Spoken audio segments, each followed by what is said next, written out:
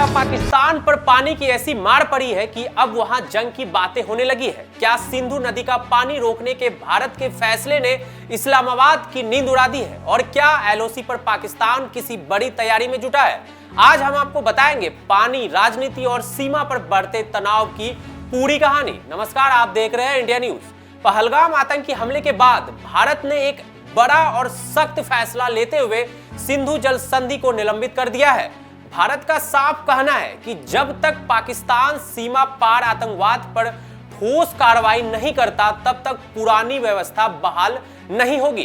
भारत के इस फैसले का असर पाकिस्तान में महसूस किया जाने लगा है। पाकिस्तान लगातार अंतर्राष्ट्रीय मंचों पर इस मुद्दे को उठा रहा है, हालांकि अब तक उसे कोई बड़ी राहत मिलती नजर नहीं आई है।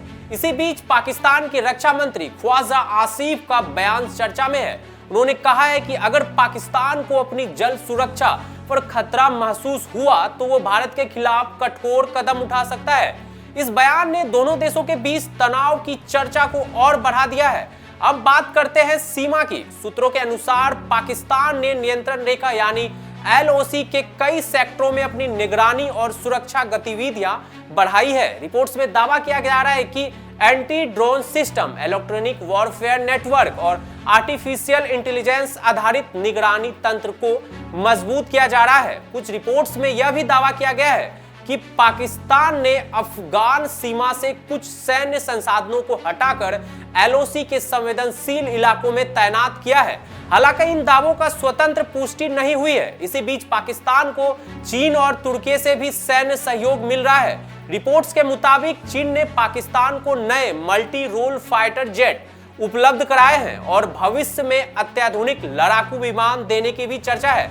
वहीं तुर्की और पाकिस्तान के बीच ड्रोन टेक्नोलॉजी और रक्षा उत्पादन को लेकर सहयोग बढ़ रहा है। कराची के पास कॉम्बैट ड्रोन असेंबली प्लांट की खबरें भी सामने आई है, जो पाकिस्तान की रक्षा क्षमताओं को मजबूत करने की दिशा में एक कदम माना जा रहा है। लेकिन आखिर सिंधु जल संधि इतनी महत्वपूर्ण क्यों है? सिंधु नदी प्रणाली में कुल 6 नदियां शामिल है। सिंधु, झेलम, चिनाब, रावी, ब्यास और सतलज। इन नदियों का पानी करोड़ों लोगों की खेती, पेयजल और आजीविका से जुड़ा हुआ है। 1947 के बंटवारे के बाद पानी के बंटवारे को लेकर भारत और पाकिस्तान के बीच विवाद शुरू हुआ था।